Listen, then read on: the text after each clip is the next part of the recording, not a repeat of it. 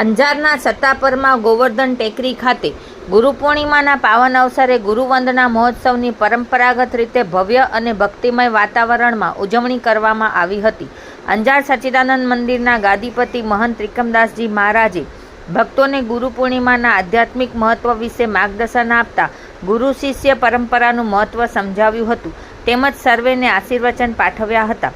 આ પ્રસંગે ઉચ્ચ અને ટેકનિકલ શિક્ષણ મંત્રી અને અંજારના ધારાસભ્ય ત્રિકમભાઈ છાંગા, કચ્છ જિલ્લા ભાજપના આગેવાન દેવજીભાઈ વરચન, વસંતભાઈ કોડરાણી, અંજાર નગરપાલિકા પ્રમુખ ધર્મિષ્ઠાબેન ખાંડેકા, હિતેનભાઈ વ્યાસ, પાર્થભાઈ સોરઠિયા, કૃપાલસિંહ રાણા, અશ્વિનભાઈ સોરઠિયા, ડેનીભાઈ શાહ, તેજસભાઈ મહેતા, આશીષભાઈ ઉદવાણી, ચેતનભાઈ ઝાલા, અભિષેકભાઈ શાહ, સુરેશભાઈ ટાંક, ગોપાલભાઈ આહિર, ધીરેનભાઈ આહિર, કિંજલબેન બુધભટ્ટી, પરેશભાઈ સોરઠિયા, બલરામભાઈ જેઠવા, પ્રકાશભાઈ કોડરાણી, પ્રકાશભાઈ લોદરિયા, અમિતભાઈ વ્યાસ, નિલેશભાઈ, આકાશભાઈ કોડરાણી સહિતના રાજકીય, સામાજિક અને ધાર્મિક આગેવાનો ઉપસ્થિત રહ્યા હતા.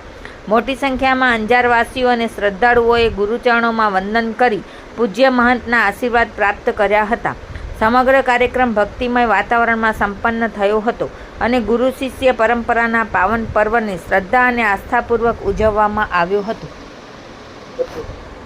આજે જ્યારે અષાઢ સુદ પૂનમ એટલે કે ગુરુ પૂર્ણિમા સમગ્ર સનાતનીઓ સમગ્ર ભારત વર્ષમાં જ્યાં જ્યાં હિન્દુઓ વસતા હોય ત્યાં ગુરુ પૂનમનું એક વિશેષ પ્રકારનું મહત્વ હોય છે.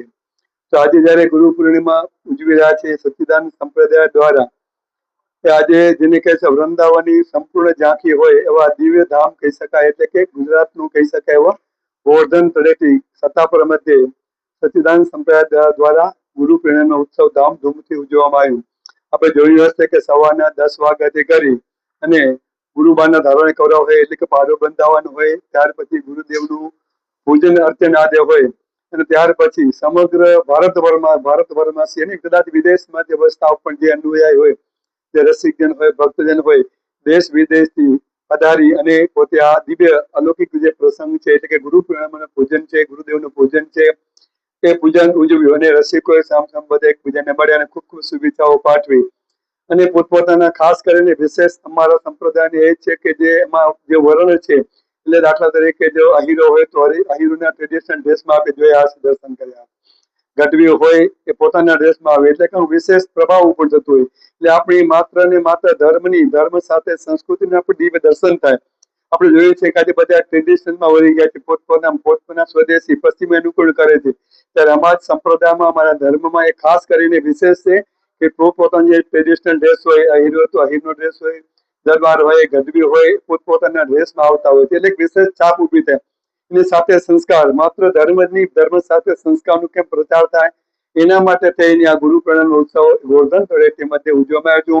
તો આ ગુરુ પૂર્ણિમાના પ્રસંગે આપ સૌના ચેનલ માધ્યમથી સમગ્ર દેશ વિદેશમાં જ્યાં જ્યાં રસિકજન હોય, જ્યાં જ્યાં ભક્તજન હોય, જ્યાં ત્યાં સનાતની અવસ્થા હોય એને હૃદય અને ગુરુ તરીકે હૃદયપૂર્વકને ખૂબ ખૂબ આશીર્વાદ છે, ખૂબ ખૂબ શુભકામનાઓ પાઠવું છું. સૌને રાધે રાધે. જય શ્રી સચ્ચિદાનંદ પરમધામ ધણી.